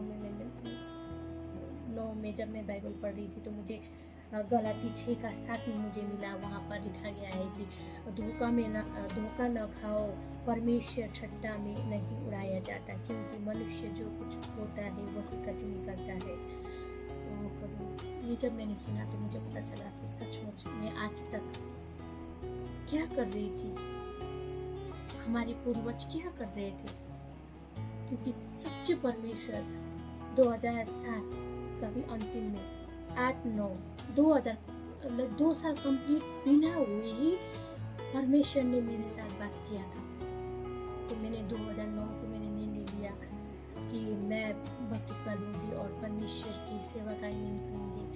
और यीशु ने जैसे लोगों को प्रेम किया है, यीशु ने बोला है कि दुश्मन को प्यार करो। और यीशु ने जैसे कार्य किया कि जब भी मैं पहले हिंदू थी तो मैं बोलती थी कि मेरे जीवन में आप जैसे हैं, आप हे भगवान मुझे वैसा ही बनाइए। लेकिन जब मैंने बाद में आके मैंने उनके चरित्रों को मैंने ढूंढना शुरू किया तो मैं कैसा चरित्र मांग रही थी मुझे पता चला। और बाद में जब मैं प्रभु यीशु में आई तो मैंने बोला कि यीशु मुझे आपके जैसे ही बनाइए, क्योंकि क्रूस पर आपने जिन लोगों को चंगाई किया, आपने जिन लोगों के जीवन में आशीषों को बोला है, जिनके जीवन में आपने अनुग्रह किया, वो लोग आपको जब क्रूस में थूक रहे थे, मार रहे थे, तब भी आपके मुंह से निकल रहा था कि प्रभु इन लोग को क्षमा कीजिए, वो नहीं चाहते, इन लोग को आशीष दीजिए बोल के आप प्रार्थना कर रहे थे। तो प्रभु मुझे वैसा ही बनाइए बोल के मैंने प्रार्थना किया। 2009 को मैंने बपतिस्मा लिया और बपतिस्मा 2009 को लिया। उसके बाद बपतिस्मा ले लिया और मैं प्रभु के परिवार में मैं भागीदार हो गई। ये तो बपतिस्मा था। उसके बाद फिर अब रह गया बपतिस्मा था, तो उसके बाद मुझे भी अब कुछ काम करना था, क्योंकि अभी क्लास 10 का एग्ज़ाम तो 3 बार देने के बाद फेल हो गई। 3 बार ही मैं क्लास 10 में फेल हो गई, तो अभी मुझे बोलने में बहुत सारा लगता है। तो फिर उसके बाद मैं फेल हो गई थी, तो फिर उसके बाद मुझे कहीं काम करना था, तो मैं काम ढूंढ रही थी इधर उधर, कहाँ पर काम करो बोल के। तो मुझे एक मेरे फ्रेंड ने एडवाइस किया कि तुम्हें ड्राइविंग आता है, तो मैंने बोला यस मैं ड्राइविंग कर सकती हूँ। तो उन्होंने बोला कि जो अन्नपूर्णा TVS सेवक रोड पे, तो उन्हें एक लेडी इंस्ट्रक्टर चाहिए जो लेडीज़ लोगों को स्कूटी चलाना सिखाए। तो फिर 2009 में मैंने बैप्टिज्म लिया जून में। उसके बाद मैंने बैप्टिज्म के बाद मैं पार्ट टाइम कभी कभी पास्टर रेचल को उनकी मिनिस्ट्री फील्ड में जाके मदद करती थी। और उसके बाद अदर टाइम जैसे मॉर्निंग से लेके मॉर्निंग टिल 1:30 तक मैं TVS अन्नपूर्णा TVS में काम करती थी। उसके बाद फिर 2 o'clock से फिर मैं मिनिस्ट्री में पास्टर रेचल को हेल्प करती थी एज हेल्पर के रूप में। तो उसके बाद मैंने 2009 से लेकर 2011 तक मैंने अन्नपूर्णा TVS में किया। उसके बाद मेरे पेरेंट्स ने बोला कि ये तो बहुत रिस्की काम है कि उसके बाद हमें सिखाना पड़ता था 6 दिन में लेडीज़ को परफेक्ट ड्राइविंग सिखाना पड़ता था। तो 4 दिन में तो 4 डे में तो मैं उन लोगों को स्टार्टिंग और उनके बैलेंस के बारे में बताती हूँ। और 5th और 6th डे में मुझे उन लोगों के साथ स्कूटी में बैठ के मेन रोड में जान निकलना पड़ता था। तो मेरे पेरेंट्स ने बोला कि बहुत रिस्की काम है, क्योंकि मेरे स्टूडेंट में कभी एक्सीडेंट तो नहीं हुआ है, फिर भी बहुत सारे स्टूडेंट हैं जब मैं उनके पीछे बैठती थी तो उन लोग अच्छा ड्राइव करते थे, लेकिन जब मैं उतर जाती थी तो थोड़ा कंट्रोल इधर उधर हो जाता, क्योंकि गड्ढे आते हैं, पत्थर आते, तो उन लोगों का जाके उन लोग का दीवार पे अपने आप को मार देते थे। तो फिर मेरे पेरेंट्स को पता चला, उन्होंने बोला कि नहीं ये रिस्की काम मत करो। तो फिर उसके बाद 2011 तक मैंने अन्नपूर्णा TVS में किया। लेकिन फिर जब मैं बैप्टिज्म लेने के बाद मुझे पास्टर रेचल ने बोला कि तुम वही नहीं आप पढ़िए, आपको पढ़ना अच्छा लगता है तो आप पढ़िएगा, क्लास 10 के एग्जाम दीजिए। लेकिन मुझे डर था कि अब 10 में 3 बार हो गया, अभी और एक बार फेल हो जाऊँगी तो फिर 4 बार हो जाए तो रिकॉर्ड कहाँ तोड़ूंगी। तो इसलिए मैंने बोला कि नहीं मुझे नहीं पढ़ना है अभी। तो दीदी ने बोला कि नहीं आप पढ़िए ना, कोई बात नहीं है, एक बार तो ट्राई कीजिए, प्रभु में इम्पॉसिबल कुछ भी नहीं है, उन्होंने बोला। तो 2010 को मैंने एनओएस से एग्ज़ाम दिया, 2010 को एग्ज़ाम दिया एनओएस से। तो उसके बाद मैं पास हो गई, लाइक फाइनली मैं पास हो गई। तो उसके बाद 2011 में दीदी ने बोला कि आप ऐसा ही मिनिस्ट्री कर रहे हैं, काम कर रहे हैं, तो एक फॉर्म भर लीजिए, क्लास 11 का भी दे दीजिए, आप कोई प्रॉब्लम नहीं है, आप बैठे बैठे तो हो जाएगा। तो मैंने बस सोचा कि ये होता है ना कि सब लोग 3 बार फेल होने के बाद मेरे पेरेंट्स भी बोलते थे कि मत पढ़ो, पैसा नदी में डाला वैसा ही हो गया है, तो मत पढ़, तेरे से पढ़ने लिखने का काम तेरा नहीं है बोलते मेरे पेरेंट्स भी मेरे को बोलते थे। लेकिन रेचल दीदी ने मुझे बोला कि नहीं एक बार देख के देखिए ना, प्रभु में इम्पॉसिबल कुछ भी नहीं है, आप प्रार्थना कीजिए, आप पढ़ाई कीजिए ध्यान लगा के, उसके बाद प्रभु को प्रार्थना भी कीजिए। तो फिर 2011 में मैंने क्लास 11 में मैंने पढ़ा। उसके बाद 2011 में मैंने क्लास 12 का एग्ज़ाम दिया।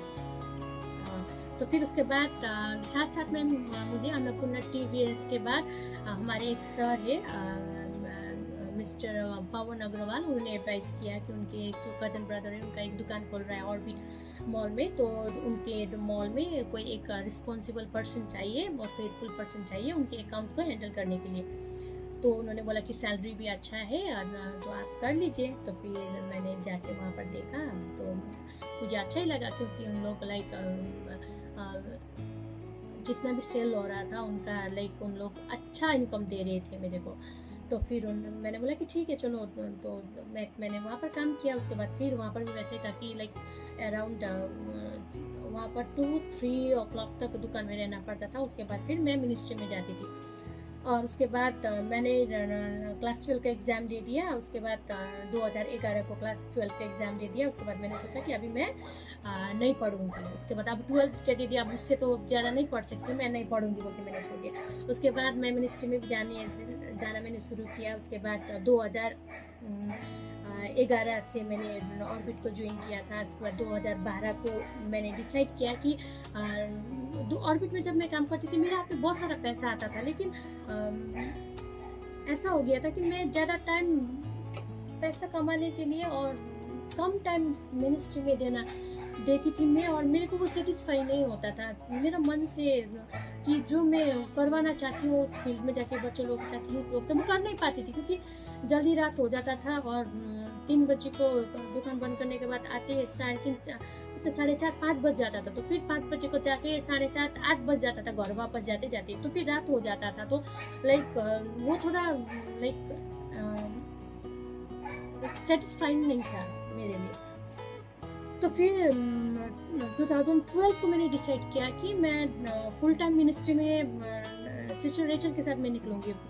तो फिर उसके बाद सिस्टर रेचल के साथ मैंने 2012 में मैं फुल टाइम मिनिस्ट्री के लिए निकली, विदाउट एनी सपोर्ट। मेरा गाड़ी भाड़ा कौन देगा, मेरा पॉकेट खर्च मुझे कौन देगा।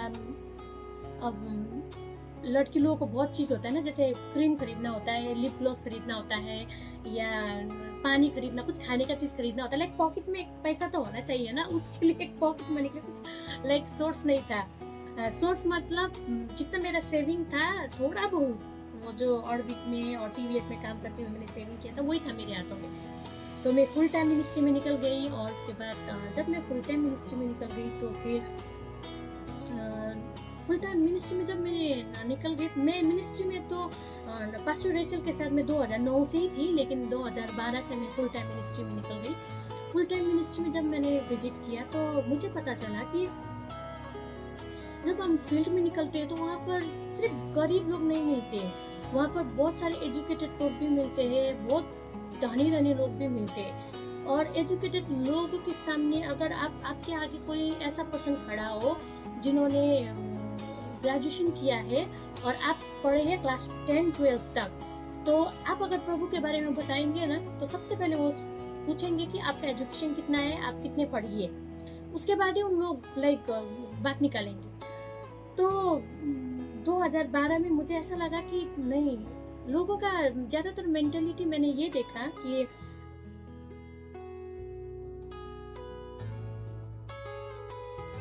प्रभु का सेवा बोल के निकल जाते हैं बोल के, लोगों का मेंटेलिटी को मैंने देखा।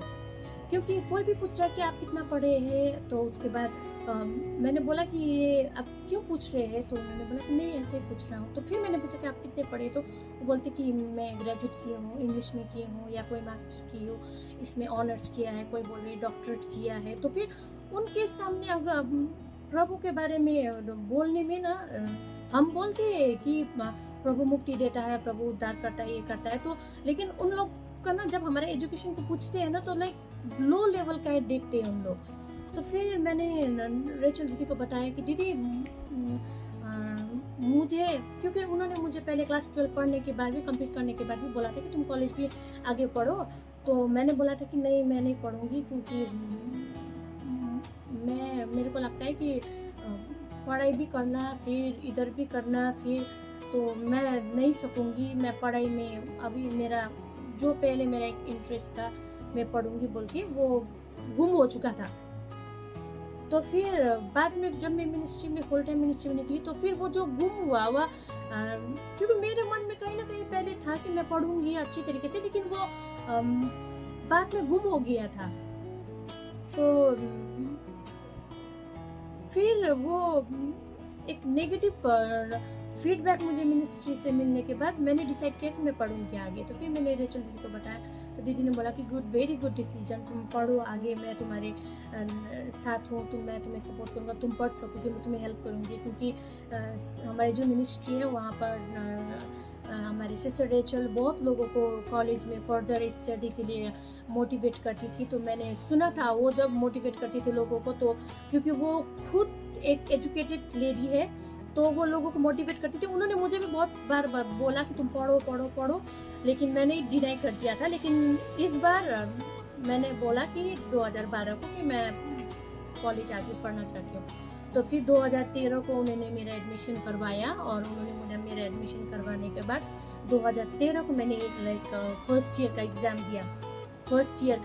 दिया। उसके बाद उन्होंने मुझे डिसाइपलशिप ट्रेनिंग मुझे फर्स्ट ईयर से इग्नो में जो Indira Gandhi national open university है वहाँ पर उन्होंने मुझे एडमिशन करवाया, और उन्होंने मुझे डिफरेंट डिसाइपलशिप ट्रेनिंग में भी उन्होंने मुझे 2013 को भेजा। मुझे यूथ विद द मिशन में भेजा, उसके बाद डोमाटा इंडिया में मुझे भेजा, और उन्होंने मुझे बहुत मोटिवेट किया इस प्रभु की सेवा काय में चलने के लिए।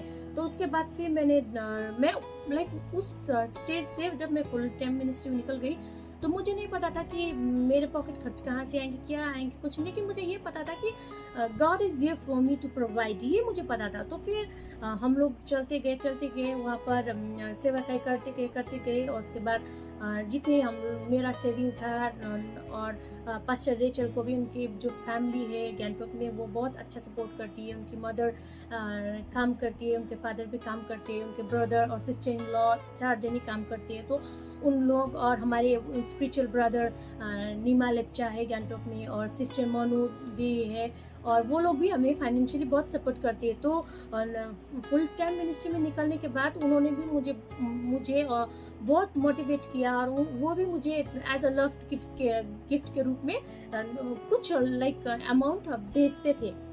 तो वहाँ उस टाइम से मेरा शुरू हुआ। उसको 2013 में मैंने फर्स्ट ईयर कंप्लीट किया। उसके बाद 2014 में मैंने सेकेंड ईयर को कंप्लीट किया। उसके बाद मैंने मेरा ग्रेजुएशन 2015 में मैंने कंप्लीट किया। मैंने ग्रेजुएशन किया, और ग्रेजुएशन करने के बाद जब मैं ग्रेजुएशन 2014 में जब मैंने ग्रेजुएशन नहीं किया था, तो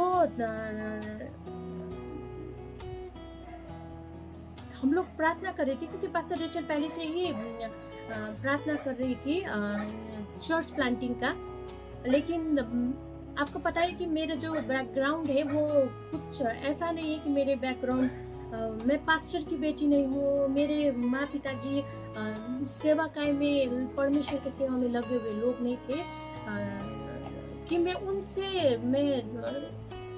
पास्टर ही बनूंगी बोल के मैं बनूं, क्योंकि मैं अभी प्रभु यीशु मसीह को जानी हूँ। तो मैं पास्टर ही बनूंगी, मैं ये बोल के मेरे दिमाग में नहीं था। मेरा यही था कि मैंने मत्ती का सुसमाचार में पढ़ा था कि यीशु ने अपने चेलों लोगों को ये आज्ञा दिया कि तुम जाओ और लोगों को सुसमाचार सुनाओ, लोगों को बताओ, और पिता पुत्र पवित्र आत्मा के नाम में बपतिस्मा दो, उन्हें चेला बनाओ, और उन्हें भी ये चीज सिखाओ। क्या सिखाना है? कि लोगों को प्यार करना सिखाना है, परमेश्वर को महिमा देना। और हम लोग परमेश्वर का मंदिर है, परमेश्वर जीवित है, और यीशु ही है परमेश्वर का रूप, और पिता पुत्र पवित्र आत्मा। जब हम त्रिएक परमेश्वर को अपने जीवन में वेलकम करते हैं तो क्या होता है? हमारा पाप का ज्वाला क्या है, और परमेश्वर ने हमें अनंत जीवन देने के लिए क्या, ये सब को बांटना है। तो मैं सिर्फ उसी चीज में फोकस कर रही थी। लेकिन 2014 में पास्टर रेचल ने बोला कि अभी हम लोग एक चर्च को प्लांट करने जा रहे हैं, तो हम चर्च कहाँ पर प्लांट करेंगे? तो रेचल दीदी ने बोला कि अभी रेचल दीदी भी पहले से चर्च प्लांट करना नहीं चाहती थी, वो भी सिर्फ मिनिस्ट्री कर रही थी। लेकिन उनको भी परमिशन ने, वो जब शेयरिंग करती, हम लोग प्रेयर टीम में बैठते तो शेयर करते कि कौन सा वर्ड ऑफ गॉड से हमें परमेश्वर कौन सा रेवोल्यूशन दे रही है और हमें किस बात से इंकरेज होना चाहिए, तो वो शेयरिंग करती थी। तो उन्होंने बताया कि परमेश्वर ने उन्हें मंडली स्थापित करने के लिए कहा है, और परमेश्वर ने उन्हें नाम भी दिया है। तो फिर उसके बाद जो फुल टाइम मिनिस्ट्री में हम लोग जा रहे थे, तो फुल टाइम मिनिस्ट्री में तो हमारा मिनिस्ट्री का नाम आप लोगों को मालूम है कि ambassador for Christ of North Bengal है, और हम लोग एज अ सोशल वर्कर के रूप में भी काम करते हैं। तो 2015 में मैंने ग्रेजुएशन किया, और उसके बाद 2015 में हम लोगों ने पास्टर रेचल और मैं मिलके हम लोगों ने राजपापड़ी में एम्बेसडर फॉर क्राइस्ट का मेन चर्च को स्थापित किया। उसके बाद हम लोग जो हमारे चर्च थे, जो जो चर्च में हम लोग जा रहे थे चंपाचेरी मोड़ में, उस चर्च से हम लोग 2015 में हम लोग सेपरेट हो गए। हम लोग अपना चर्च को स्टार्ट करना शुरू किया हम लोगों ने। तो उसके बाद 2015 में मैंने ग्रेजुएशन किया। उसके बाद 2016 में मैंने मास्टर ज्वाइन किया। उसके बाद ग्रेजुएशन करने के बाद फिर मैं, क्योंकि मैं अपने आप को लाइक सेकुलर वर्ल्ड में भी अपने आप को बढ़ाना चाहती थी, अपनी एजुकेशन को बढ़ाना चाहती थी। और उसके बाद मैंने अपने लाइक मैंने मास्टर ज्वाइन किया 2016 में। मैंने मास्टर किया है। और उसके बाद चर्च प्लांटिंग में भी मैं काम कर रही थी, और मिनिस्ट्री फील्ड में भी मैं सेवा कार्य में पास्टर रेचल के राइट हैंड बन के मैं उनके साथ मैंने असिस्ट किया है। उसके बाद मैं काम करती जा रही थी। उसके बाद 2016 में हम लोगों ने मिनिस्ट्री एक ही जगह में किया है, राजपापड़ी में, ताकि जो हमारे राजपापड़ी गांव मेरी स्थानीय जगह है, मेरे में जहाँ पर रहती हूँ, मेरा घर जहाँ पर है, वहाँ पर लोग भी परमेश्वर के बारे में जाने और परमेश्वर के बारे में और भी उन लोग परमेश्वर के जीवित परमेश्वर के बारे में और भी चीज़ों को उन लोग पहचाने बोल के हम लोगों ने वहाँ पर चर्च प्लांटिंग किया। उसके बाद हम लोग कम हुए करते थे वहाँ पर, बहुत लाइक कम हम लोग पहले स्टार्टिंग में तो सिर्फ पास्टर रेचल और मैं थे। उसके बाद हम लोग हुए 4 जन, उसके बाद 5 जन, उसके बाद 6 जन, ऐसे करके बढ़ते गए। उसके बाद वो चर्च हम लोगों ने किया। और हम लोग बोलते थे कि प्रभु ये चर्च उतना विश्वासी भी नहीं आता है, यहाँ का लोग भी बहुत कठोर है, तो इस चर्च को क्यों आपने प्लांटिंग किया बोल के हम प्रार्थना भी करते थे। लेकिन हम लोग कभी निराश नहीं हुए, क्योंकि हमें पता था कि पर में वो हमारा योजना नहीं, लेकिन परमेश्वर का योजना। क्योंकि पास्टर रेचल भी हमसे बोलती है कि मुझे तो, जब मैं पास्टर रेचल को पहले 2007 में मिली थी, तो तब वो बोलती थी कि मुझे प्रभु का सुसमाचार को लोगों के वहाँ करना है, बताना है लोगों को। क्योंकि पास्टर रेचल भी एक हिंदू बैकग्राउंड से आई है, और विदाउट एनी लाइक उनका रूट भी प्रभु के घराने में कोई काम नहीं किया है, कोई सेवक नहीं है, परमेश्वर को कोई उनके पूर्वज से कोई नहीं जानते। फिर भी एक परमेश्वर को जानने के बाद एक होता सबमिटेड होता है ना, एक लाइक परमेश्वर को समर्पित करना, वो बात मैंने उन पे देखी। और जैसे ही लाइक होता है ना ट्रांसफॉर्मेशन, जब मैं प्रभु में आई तो मैं जैसे पहले रिलीजियस थी, मैं अपने हिंदू जब मैं थी तब भी मैं अपने भगवान को मैं बहुत भीतरी रूप से ढूंढती थी। अब मैं प्रभु यीशु को जानने के बाद मैं उन्हें और भी ढूंढने लगी, और उनके वचन में तो हम जितना परमेश्वर के बारे में ढूंढेंगे उतना ही गहरे रूप से उन्हें जानेंगे। और लाइक परमेश्वर ऐसा परमेश्वर है कि जो हमारे हृदय को जानता है और हमारी इंटेंशन को जानता है। मुझे ये बहुत अच्छा लगा, और इसीलिए 2007 में जब मैं चर्च में गई तो वहाँ पर मैं बताऊँ कि बहुत सारे ऐसे हैं कि बहुत सारे, मैं पास्टर के अगेंस्ट में नहीं हूँ, मुझे क्षमा कीजिएगा अगर आप लोगों को बुरा लगा हो तो, लेकिन बहुत सारे सेवकों के जीवन को देख के, पास्टर का जीवन को देख के, उनके परिवार का जीवन को देख के ना मुझे लगता था कि क्रिश्चियन जो नहीं बनूंगी, क्योंकि पास्टर का भी परिवार वैसा ही है, पास्टर का परिवार देखो ऐसा वैसा वैसा वैसा वैसा।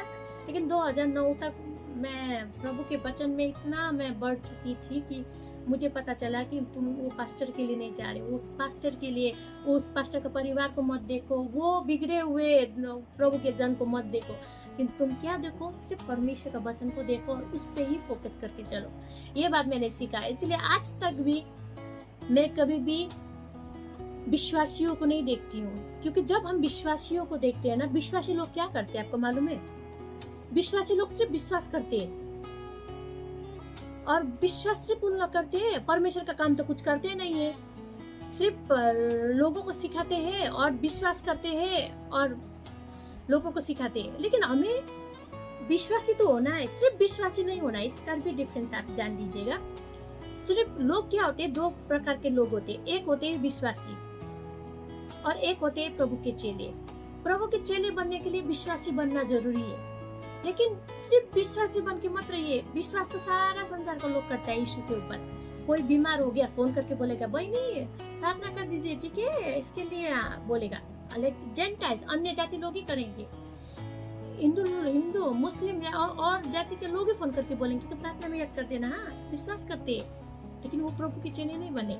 लेकिन हम लोग जो अपने परिवार को छोड़ के, अपना पूर्वज के माने हुए रीति थीति को छोड़ के अपने परमेश्वर के साथ जो चलते हैं ना, अपने सब कुछ छोड़ के चलते हैं ना, वो चेले हैं परमेश्वर। और उस चेले, वो चेले मिलना बहुत मुश्किल है, क्योंकि चेले आज्ञा पालन करते हैं, जो विश्वास करते हैं वो आज्ञा पालन नहीं करते। वो सिर्फ अपने आज्ञाओं को बनाते हैं, परमेश्वर का आज्ञा को पालन नहीं करते। तो मैं जब भी मैं सेवा करने में और पढ़ रही हूँ, मुझे लगता है कि मुझे और सीखने का जरूरत है। और जैसे मैं थी, परमेश्वर ने मुझे वैसा ही स्वीकार किया है। और मैं जब हर दिन परमेश्वर के वचन को देखती हूँ ना, मुझे इतना आनंद आता है कि परमेश्वर हर वक्त मुझे कुछ नया सिखाने के लिए तैयार रहते हैं। तो इसीलिए मैं कहा थी 2016 में, तो उसके बाद मैंने मास्टर किया 2016 में, उसके बाद चर्च प्लांटिंग किया, उसके बाद योना का 21 को अगर आप पढ़ेंगे तो वहाँ पर पत्रुस को यीशु ने बोला कि क्या तुम मुझे प्यार करते हो? तो यीशु ने पूछा, तो पत्रुस बोलते क्या करता हो? तो प्रभु ने क्या बोला था कि हम आ जाएंगे तो मेरे बच्चे को पाठा को तुम देखो। उसके बाद फिर सेकेंड टाइम पूछते हैं तो वो बोलते कि मेरे भेड़ को तुम खिलाओ। उसके बाद मेरे भेड़ को तो हम देखते हैं कि हम जब मिनिस्ट्री में निकलते हैं तो हम लोग स्पीच देते हैं, उन लोग प्रभु में बढ़ते हैं, लेकिन उन लोग जब प्रभु में बढ़ते हैं तो वहाँ उन लोग जाएंगे कहाँ? क्योंकि अगर हम लोगों ने उन्हें परमेश्वर का वचन सुना के प्रभु के चेले बनाए, तो अगर हम लोगों ने हमारे मिनिस्ट्री फील्ड में बहुत बार ऐसा किया है कि हम लोगों ने बहुत सारे परिवार को, बहुत सारे अगुआ के, स्थानीय अगुआ के चर्च में भेजा है।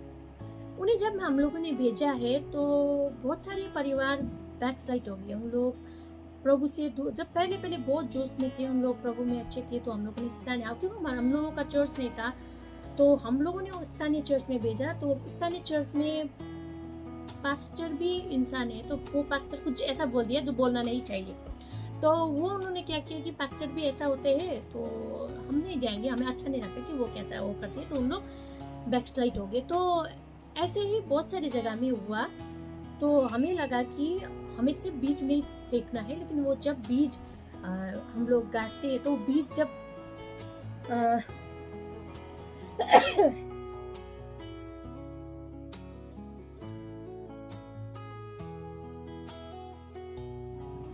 तो वो बीज देने के बाद जब वो बीज बढ़ता है तो हमें उसका भी ख्याल रखना पड़ेगा। तो इसीलिए 2016 में हम लोगों ने 15 और 16 में हम लोगों ने राजपापड़ी में चर्च बिल्ड किया। उसके बाद 2017 में शिवनगर में किया जो बाईपास रोड में है, और 2018 में सत्यजीत नगर में किया, दार्जिलिंग मोड़ के पास में चर्च को स्टैब्लिश किया। उसके बाद मैंने अपने मास्टर को भी कंप्लीट कर दिया तब तक। उसके बाद हम लोग मिनिस्ट्री में ऐसे ही चल रहे हैं। तो अभी आप 2021 से तो 2019 में और मैं आप लोगों को नेक्स्ट वीडियो में बताऊंगी कि 2007 से लेकर 2021 तक परमेश्वर ने मेरे जीवन में कौन सी बड़ी आशीष दी है, बहुत बड़ा आशीष दिया, तो मैं आपको शेयर करूँगी नेक्स्ट वीडियो में। तो फिलहाल मैं अभी PhD के लिए मैंने सेकुलर से और थियोलॉजी से भी मैं PhD कर रही हूँ, और मैं आशा करती हूँ कि आप लोग आशीषित हुए मेरे गवाही से। मैं प्रभु को धन्यवाद देना चाहती हूँ कि भले मेरे परिवार प्रभु के अधीन में नहीं रहे, भले मेरे परिवार प्रभु के अगेंस्ट के काम कर रहे थे हमारे परिवार, लेकिन फिर भी प्रभु ने हमारे परिवार को नहीं छोड़ा और मुझे स्पेशली मुझे चुना अपने राज्य के लिए और अपने राज्य के लिए काम करने के लिए। तो इसलिए अगर मैं कोई पास्टर की बेटी होती, कोई सेवा करने वाले सेवक की बेटी होती तो और अच्छा होता कि मैं जन्म से ही गर्भ से ही डेडिकेट किया हुआ बेटी बनती। लेकिन कोई बात नहीं है, मैं पाप में मुझे एक वचन याद आता है कि जब मैं पाप में थी तब से ही प्रभु ने मुझे चुन लिया था उनके राज्य के लिए। तो प्रभु को धन्यवाद हो और आप सभी को प्रभु आशीष दे। और मैं आशा करती हूँ मेरे गवाही से आप लोग आशीषित बने हैं। इसीलिए प्रभु हम कोई भी अवस्था में क्यों ना हो, लेकिन हमें ज़रूरत है उस सच्चे परमेश्वर को पुकारने के लिए, क्योंकि जब हम सच्चे परमेश्वर को पुकारते हैं ना तो वो ज़रूर उत्तर देते हैं, क्योंकि हमारे परमेश्वर मुर्दे परमेश्वर नहीं, वो जीवित परमेश्वर है। आपको मालूम है, एक भजन मुझे याद आता है, जिंदा खुदा फिर से उठा, जीवन नया मुझे दिया, यीशु मसीह है उसका नाम। इतना अच्छा भजन है। तो यीशु मसीह जब क्रूस पे चढ़े, उसके बाद मर गए, उसके बाद वो उठ गए, फिर जिंदा हो गए। तो ये बात मुझे बहुत अच्छा लगता है कि मेरे परमेश्वर जीवित है, और जैसे वो बादलों में गए थे, एक दिन बादलों में मुझे लेने आए। तो इसीलिए परमेश्वर ने आज तक मुझे हर एक परिस्थिति से होके मुझे निकाला है। और आपको मालूम है कि 2012 में मैं फुल टाइम मिनिस्ट्री के लिए निकली थी, और टिल आज 2021 है। 2012 और 2021 देखिए तो नंबर सिमिलर है। और मुझे लगता है कि ये साल था मेरे गवाही के लिए। आज तक परमेश्वर ने मुझे कभी भी भूखा नहीं रखा, कभी भी मुझे नंगा नहीं रखा, लेकिन परमेश्वर ने मुझे हमेशा एक से बढ़ के एक चीज़ों को दिया है, क्योंकि मैं हमेशा मेरा भरोसा वो जीवित परमेश्वर के ऊपर रखती हूँ। जिन्होंने मुझे सांस दिया है तो मुझे घास भी देगा। आमीन, हालेलुया। तो मैं धन्यवाद देती हूँ आप सभी को। ये गवाही को आप अपने दोस्त लोगों के साथ बांटिएगा, क्योंकि हर एक को परमेश्वर ने किया हुआ अचम्मा का काम, आश्चर्य का काम को सुनना जरूरी है, क्योंकि हमारे परमेश्वर आश्चर्य करने वाले परमेश्वर, और हमारे जीवन से वो महिमा लेना चाहते हैं। डजंट मैटर कि लोग क्या कहे, लेकिन आपका एक ही उद्देश्य है। आपका काम ये नहीं है कि आप लोगों को बताएं कि ये करो वो करो, लेकिन एक चीज है कि आप वो कीजिए जो परमेश्वर आपको बताता है।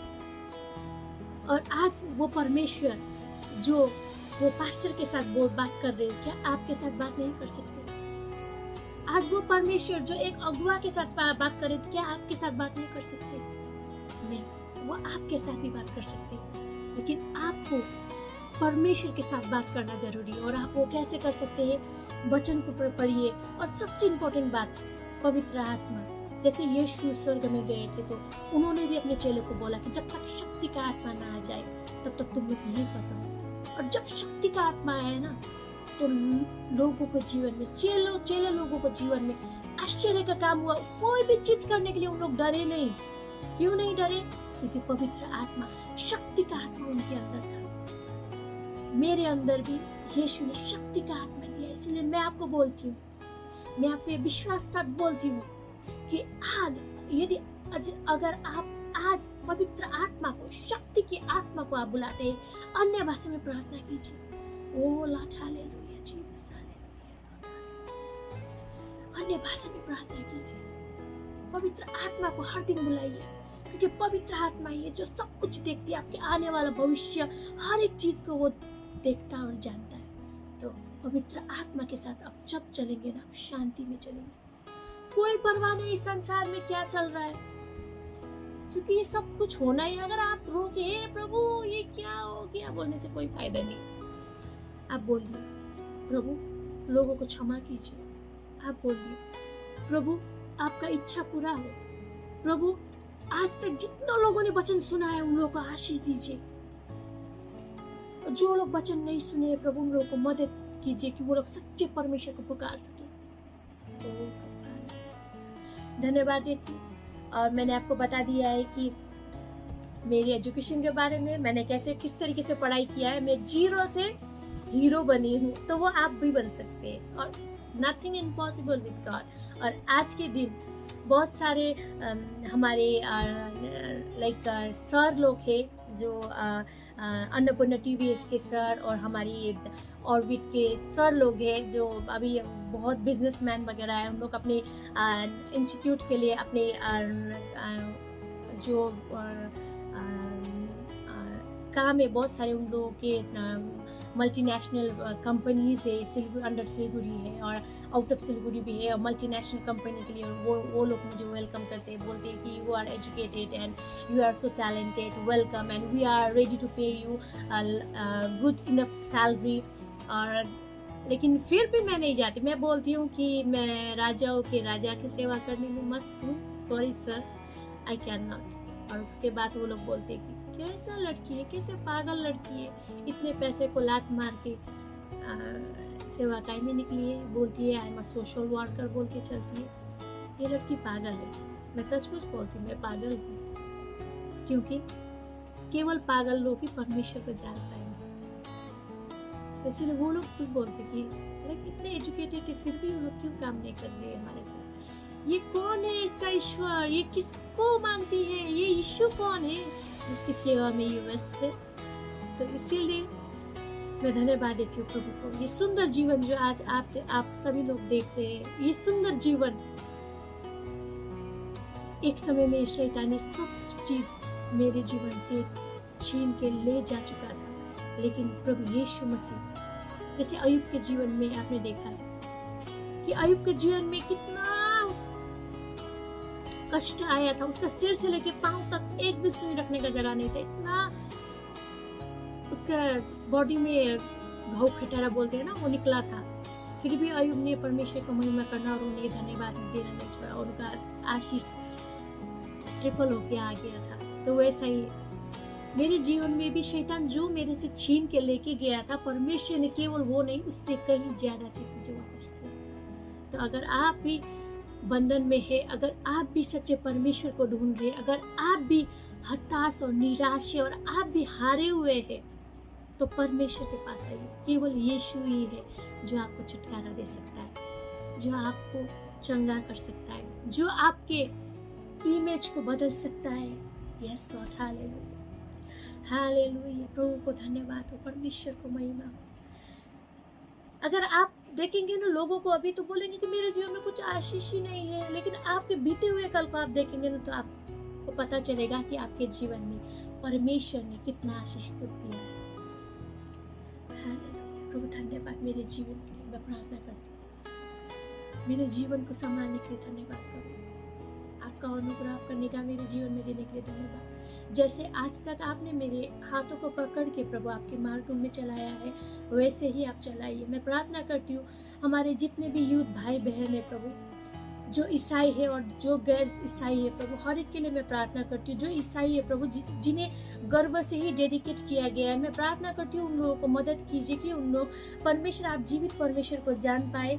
मैं प्रार्थना करती हूँ, आजकल मैं देख रही हूँ प्रभु बहुत सारे अगुआ जन के बच्चे लोग परमेश्वर पिता संसारिक चीजों में लगे हुए हैं प्रभु। मैं प्रार्थना करती हूँ प्रभु उन लोगों को मदद कीजिए कि आप की उपस्थिति में रहने में कितना आशीष है प्रभु। और प्रभु आपने मुझे आज तक परमेश्वर पिता आपके योजना को चलाया है। मैं लोगों की बात को नहीं सुनती, लेकिन मैं केवल आपके बातों को सुनती हूँ। मैं किसकी बातों को सुनती हूँ? केवल पवित्र आत्मा की बातों को सुनती हूँ। और पवित्र आत्मा जब तक आप मेरे साथ है, आप मेरी शक्ति का आह्वान है प्रभु, आप मेरी शक्ति को दोगुना करने वाले परमेश्वर है प्रभु। धन्यवाद। हर एक यूथ को, हर एक हमारे आने वाले जेनरेशन को आप आशीष दीजिए प्रभु। इस समय में मैं धन्यवाद देती हूँ, आप जीवित परमेश्वर, आपको धन्यवाद इस सुंदर समय के यीशु के उच्च पवित्र नाम में। सभी को यीशु मसीह के नाम में जय मसीह। ऐसे ही अच्छे वीडियो के लिए इस एम्बेसडर सिस्टर्स के चैनल को सब्सक्राइब कीजिएगा। और हमारा उद्देश्य है कि हमारे जितने भी ईसाई भाई बहन हैं, हमारे यूथ जवान हैं, बच्चे लोग हैं, वो लोग भी देखें कि real life experience in kingdom of God कैसा होता है। सभी को धन्यवाद इस चैनल को सब्सक्राइब करने के लिए और मुझे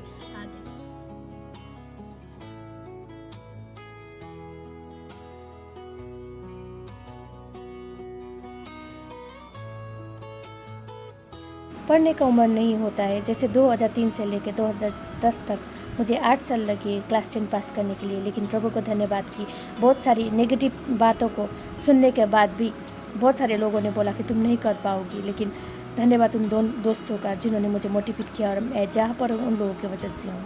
और जीवित परमेश्वर को ढूंढने के लिए भी कोई उम्र नहीं होता।